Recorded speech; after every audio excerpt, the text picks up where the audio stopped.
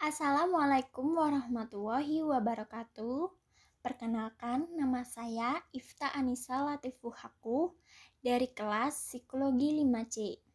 Pada kesempatan kali ini, saya akan menjelaskan materi mengenai deteksi, diagnosis, retardasi mental, dan slow learner.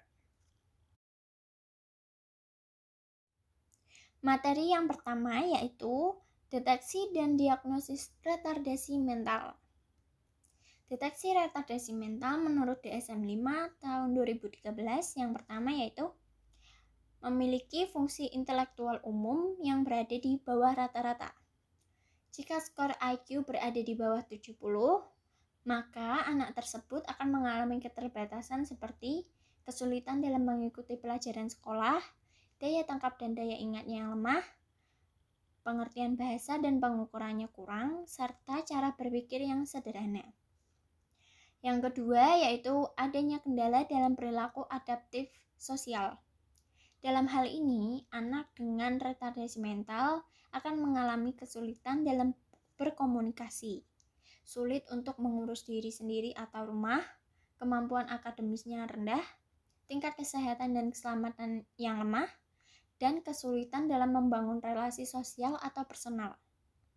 Yang ketiga, gejalanya itu muncul dalam masa perkembangan sampai sebelum usia 18 tahun.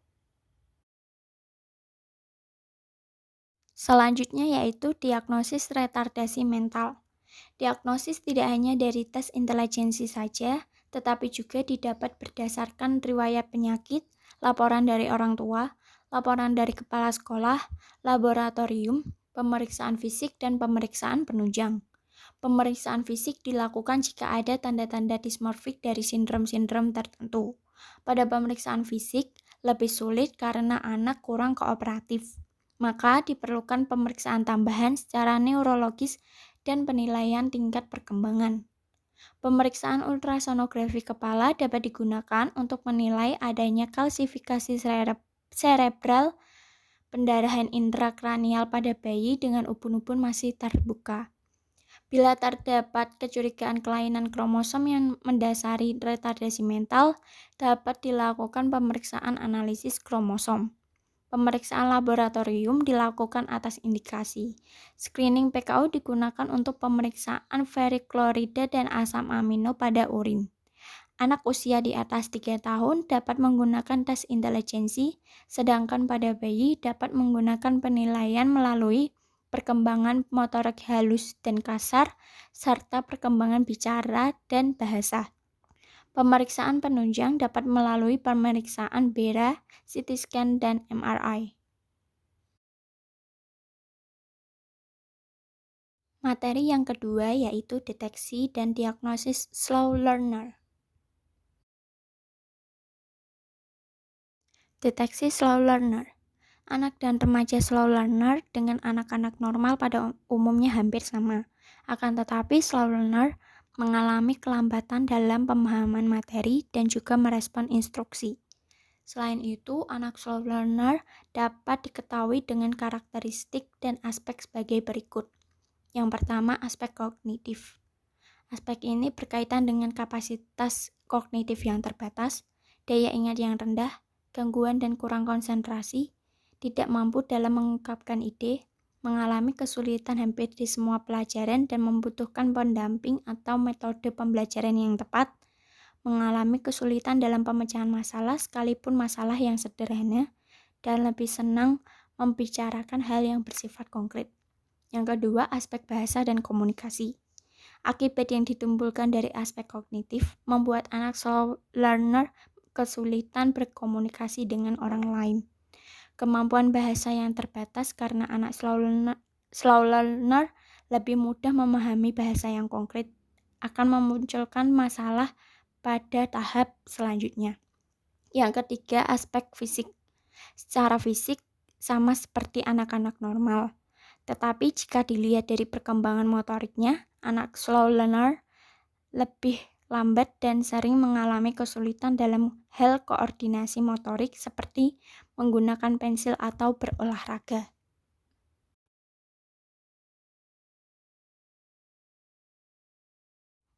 Yang keempat, aspek emosi. Kendali emosi yang dimiliki anak slow learner sangat rendah. Cenderung sensitif, mudah meledak-ledak, mudah marah, dan saat tertekan atau melakukan kesalahan, lebih cepat untuk patah semangat. Tidak selalu kontrol emosi yang dimiliki anak slow learner rendah.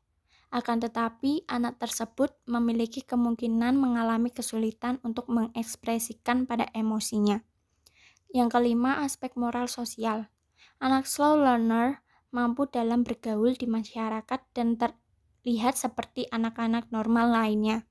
Bahkan, anak slow learner yang memiliki perilaku anak normal hampir tidak bisa diketahui oleh masyarakat jika diberikan bimbingan yang tepat dan tidak menuntut hasil yang sempurna.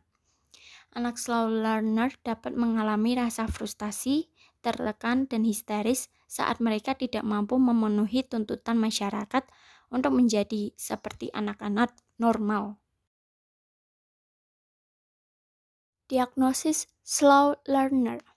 Berdasarkan DSM-4 edisi terbaru, ada 8 ciri dengan gangguan konsentrasi, yaitu ceroboh dalam mengerjakan tugas, kesulitan mengelola tugas, gagal mempertahankan konsentrasi pada tugas dan kegiatan pribadi, gagal mengikuti instruksi atau tugas tidak selesai, terlihat seolah tidak mendengarkan saat diajak berbicara, mudah lupa, gagal mempertahankan konsentrasi pada tugas, dan mudah terganggu. 6 dari ciri-ciri tersebut terdeteksi pada seseorang, maka sudah memenuhi kriteria mengalami gangguan konsentrasi.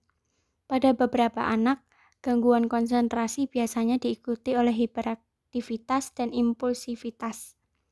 Deteksi dini gangguan konsentrasi sesungguhnya dapat dilakukan sejak balita. Namun biasanya diagnosis baru diberikan saat anak berusia sekolah karena dampak gangguan ini nyata terlihat dalam kehidupan belajar anak.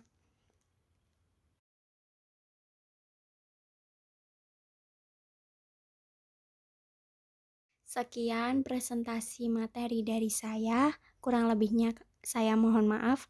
Wassalamualaikum warahmatullahi wabarakatuh. Terima kasih.